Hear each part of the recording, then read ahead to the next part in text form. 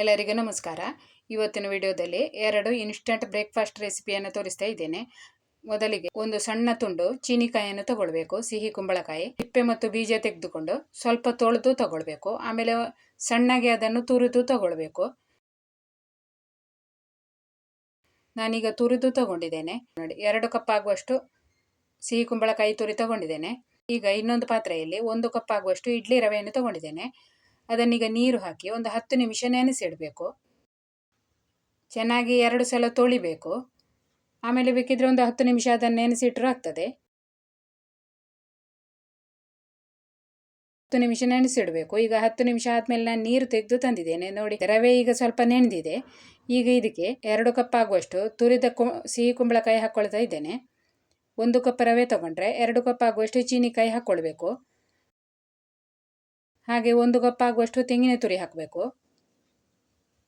ತೆಂಗಿನ ತುರಿ ಸ್ವಲ್ಪ ಜಾಸ್ತಿ ಹಾಕಿದರೂ ಆಗ್ತದೆ, ತುಂಬಾ ಮೃದುವಾಗಿ ಆಗ್ತದೆ. ನೋಡಿ, ಈಗ ಒಂದು ಸ್ವಲ್ಪ ಕೊತ್ತಂಬರಿ ಸೊಪ್ಪನ್ನು ಕೂಡ ಸಣ್ಣಗೆ ಕಟ್ ಮಾಡಿ ಹಾಕ್ಕೊಳ್ಬೇಕು. ಸಿಹಿಗೆ ಒಂದು 2 ಚಮಚ ಆಗುವಷ್ಟು ಬೆಲ್ಲವನ್ನು ಹಾಕ್ಕೊಳ್ಬೇಕು. ನಿಮಗೆ ಸಿಹಿ ಎಷ್ಟು ಬೇಕು ನೋಡಿ ಅಷ್ಟು ನೋಡಿಕೊಂಡು ನೀವು ಬೆಲ್ಲವನ್ನು ಹಾಕ್ಕೊಳ್ಳಿ. ಮತ್ತು ಒಂದು ಚಮಚ ಅಥವಾ ಅರ್ಧ ಚಮಚ ಏಲಕ್ಕಿ ಪುಡಿಯನ್ನು ಹಾಕ್ಕೊಳ್ಬೇಕು. ಸ್ವಲ್ಪ ಫ್ಲೇವರಿಗೆ ಬೇಕಾಗಿ ಏಲಕ್ಕಿ ಪುಡಿ ಹಾಕ್ಕೊಳ್ಬೇಕು. ಹಾಗೆ ರುಚಿಗೆ ತಕ್ಕಷ್ಟು ಉಪ್ಪನ್ನು ಹಾಕಿ ಈಗ ಇದನ್ನು ಚೆನ್ನಾಗಿ ಮಿಕ್ಸ್ ಮಾಡಬೇಕು. ಕೈಯಲ್ಲೇ ಚೆನ್ನಾಗಿ ಮಿಕ್ಸ್ ಮಾಡಿಕೊಳ್ಳಿ. ಕೈಯಲ್ಲಿ ಮಿಕ್ಸ್ ಮಾಡಿದರೆ ಚೆನ್ನಾಗಿ ಮಿಕ್ಸ್ ಆಗ್ತದೆ. ಈಗ ನಾನು ನಿಮಗೆ ಸೌಟಲ್ಲಿ ಮಿಕ್ಸ್ ಮಾಡಿ ತೋರಿಸ್ತಾ ಇದ್ದೇನೆ. ಈಗ ಚೆನ್ನಾಗಿ ಮಿಕ್ಸ್ ಮಾಡಿ ಆದಮೇಲೆ ಇದನ್ನೊಂದು 10 ರಿಂದ 15 ನಿಮಿಷ ಮುಚ್ಚಿಡಬೇಕು.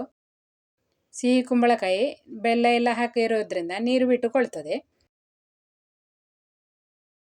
ಈಗ 10 ನಿಮಿಷ ಆದಮೇಲೆ ನೋಡಿ, ಇದರಲ್ಲಿ ಚೆನ್ನಾಗಿ ನೀರು ಬಿಟ್ಟಿದೆ. ಇಡ್ಲಿ ರವೆ ಮೆತ್ತಗಾಗಿದೆಯೇ ನೋಡಬೇಕು.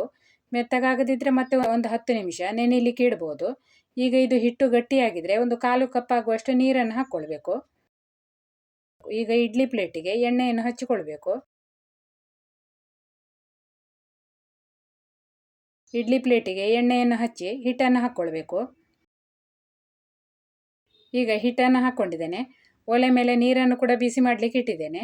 ಇಡ್ಲಿ ಪ್ಲೇಟನ್ನು ಇಡ್ಲಿ ಪಾತ್ರೆ ಒಳಗಿಟ್ಟು ಮೀಡಿಯಂ ಉರಿಯಲ್ಲಿ 10 ನಿಮಿಷ ಬೇಯಿಸಿಕೊಂಡ್ರೆ ಸಾಕಾಗ್ತದೆ. ಈ ಇಡ್ಲಿ ಬೇಗನೆ ಬೇಯ್ತದೆ. ಈಗ 10 ನಿಮಿಷ ಆದಮೇಲೆ ಇಡ್ಲಿಯನ್ನು ತೆಗಿತಾ ಇದ್ದೇನೆ. ರುಚಿಯಾದ ಸಿಹಿ ಕುಂಬಳಕಾಯಿಯ ಇಡ್ಲಿ ರೆಡಿಯಾಗಿದೆ. ಇದಕ್ಕೆ ಚಟ್ನಿ ಕೂಡ ಬೇಕಾಗಿರೋದಿಲ್ಲ, ಎಷ್ಟು ರುಚಿಯಾಗಿ ಆಗ್ತದೆ. ತುಪ್ಪ ಹಚ್ಚಿ ತಿನ್ಬೋದು ಅಥವಾ ಜೇನುತುಪ್ಪ ಹಚ್ಚಿ ಬೇಕಿದ್ರೂ ತಿನ್ಬೋದು. ಬೇಕಿದ್ರೆ ನೀವು ತೆಂಗಿನಕಾಯಿ ಚಟ್ನಿಯನ್ನು ಮಾಡ್ಕೊಳ್ಬೋದು. ಈಗ ಇನ್ನೊಂದು ರೆಸಿಪಿಯನ್ನು ತೋರಿಸ್ತಾ ಇದ್ದೇನೆ. ಹಲಸಿನ ಹಣ್ಣನ್ನು ತಗೊಂಡಿದ್ದೇನೆ. ಸ್ವಲ್ಪ ಮೆತ್ತಗಿನ ಸೊಳೆ ಇರುವ ಹಲಸಿನ ಹಣ್ಣು. ಈಗ ಇದರ ಬೀಜ ಎಲ್ಲ ತೆಗೆದುಕೊಳ್ಬೇಕು. ನಾನೀಗ ಬೀಜ ತೆಗೆದುಕೊಂಡಿದ್ದೇನೆ. ಈಗ ಇದನ್ನೊಂದು ಮಿಕ್ಸಿ ಜಾರಲ್ಲಿ ಹಾಕಿ ರುಬ್ಬಿಕೊಳ್ಬೇಕು. ರುಬ್ಬುವಾಗ ನೀರೆಲ್ಲ ಹಾಕಬಾರ್ದು. ನೀರು ಹಾಕದೆ ಅದನ್ನು ಗಟ್ಟಿಯಾಗಿ ರುಬ್ಬಬೇಕು. ಈಗ ನಾನು ರುಬ್ಬಿ ತರ್ತೇನೆ. ರುಬ್ಬಿ ತಂದಿದ್ದೇನೆ ನೋಡಿ, ಈ ಥರ ಗಟ್ಟಿ ರುಬ್ಬಿದ್ದೇನೆ. ನಾನು ಸ್ವಲ್ಪ ಕೂಡ ನೀರು ಹಾಕಲಿಲ್ಲ. ಈಗ ಇದನ್ನೊಂದು ಪಾತ್ರೆಯಲ್ಲಿ ತೆಗೆಯುವ. ಈಗ ಇದಕ್ಕೆ 1 ಚಮಚ ಆಗುವಷ್ಟು ಕಾಳು ಮೆಣಸಿನ ಪುಡಿಯನ್ನು ಹಾಕ್ಕೊಳ್ತಾ ಇದ್ದೇನೆ. ಏಲಕ್ಕಿ ಪುಡಿ ಕೂಡ ಹಾಕ್ಕೊಳ್ಬೋದು. ಪರಿಮಳಕ್ಕೆ ಬೇಕಿದ್ರೆ ಏಲಕ್ಕಿ ಪುಡಿ ಕೂಡ ಹಾಕ್ಕೊಳ್ಬೋದು. ಕಾಳು ಮೆಣಸಿನ ಪುಡಿ ಹಾಕದೆ ಏಲಕ್ಕಿ ಪುಡಿ ಬೇಕಿದ್ರೂ ಹಾಕ್ಕೊಳ್ಬೋದು, ಅಥವಾ ಏಲಕ್ಕಿ ಪುಡಿ ಮತ್ತು ಕಾಳು ಮೆಣಸಿನ ಪುಡಿ 2 ಕೂಡ ಹಾಕ್ಕೊಳ್ಬೋದು. ಈಗ ರುಚಿಗೆ ತಕ್ಕಷ್ಟು ಉಪ್ಪನ್ನು ಹಾಕ್ಕೊಳ್ಬೇಕು. ಮತ್ತು 2 ಚಮಚ ಆಗುವಷ್ಟು ಬೆಲ್ಲದ ಪುಡಿ ಹಾಕ್ಕೊಳ್ಬೇಕು. ನಿಮಗೆ ಎಷ್ಟು ಸಿಹಿ ಬೇಕು ನೋಡಿ ಅಷ್ಟು ಬೆಲ್ಲದ ಪುಡಿ ಹಾಕ್ಕೊಳ್ಳಿ. ಹಲಸಿನಕಾಯಿ ಮೊದಲೇ ಸಿಹಿ ಇರ್ತದೆ, ಹಾಗಾಗಿ ಅದಕ್ಕೆ ಜಾಸ್ತಿ ಬೆಲ್ಲದ ಪುಡಿ ಬೇಕಾಗಿರುವುದಿಲ್ಲ. ಈಗ 1 ಕಪ್ ಆಗುವಷ್ಟು ತೆಂಗಿನ ತುರಿಯನ್ನು ಕೂಡ ಹಾಕ್ಕೊಂಡು ಚೆನ್ನಾಗಿ ಮಿಕ್ಸ್ ಮಾಡ್ಕೊಳ್ಬೇಕು. ತೆಂಗಿನ ತುರಿ ಬೇಕಿದ್ರೆ ಜಾಸ್ತಿ ನೀವು ಹಾಕ್ಕೊಳ್ಬೋದು. ತುಂಬಾ ಮೃದುವಾಗಿ ತುಂಬಾ ರುಚಿಯಾಗಿ ಆಗ್ತದೆ. ಈಗ ಇದನ್ನು ಚೆನ್ನಾಗಿ ಮಿಕ್ಸ್ ಮಾಡಬೇಕು. ಉಪ್ಪು ತಾಗದಿದ್ದರೂ ಉಪ್ಪು ಹಾಕ್ಕೊಳ್ಬೋದು.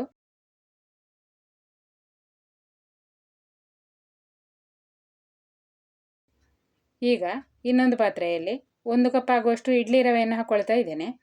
ಇದನ್ನೀಗ ನೀರು ಹಾಕಿ ಚೆನ್ನಾಗಿ ತೊಳಿಬೇಕು, ಅಥವಾ ನೀರು ಹಾಕಿಟ್ಟು ಒಂದು 10 ನಿಮಿಷ ಹಾಗೆ ನೆನೆಲಿಕ್ಕೆ ಇಟ್ಟರೂ ಆಗ್ತದೆ. ಇಡ್ಲಿ ರವೆ ಚೆನ್ನಾಗಿ ಮೆತ್ತಗಾಗಬೇಕು. 2 ಸಲ ತೊಳೆಯುವಾಗಲೇ ಅದು ಮೆತ್ತಗಾಗ್ತದೆ, ಅಥವಾ ನೀವು ಒಂದು 10 ನಿಮಿಷ ಅದನ್ನು ನೆನೆಲಿಕ್ಕೆ ಇಡ್ಬೋದು. ಚೆನ್ನಾಗಿ ತೊಳೆದುದೊಂದು ರುಬ್ಬಿದ ಹಲಸಿನ ಹಣ್ಣಿನೊಳಗೆ ಹಾಕ್ಕೊಳ್ತಾ ಇದ್ದೇನೆ. ಈಗ ಇದನ್ನು ಚೆನ್ನಾಗಿ ಮಿಕ್ಸ್ ಮಾಡುವ. ಈಗ ನೀವು ರವೆ ಹಾಕಿದ ಮೇಲೆ ಬೇಕಿದ್ರೂ 10 ನಿಮಿಷ ಹಾಗೆ ಇಟ್ಟು ಆಮೇಲೆ ಬೇಯಿಸ್ಕೊಳ್ಬೋದು. ಈಗ ಚೆನ್ನಾಗಿ ಮಿಕ್ಸ್ ಮಾಡಿ ಆಗಿದೆ.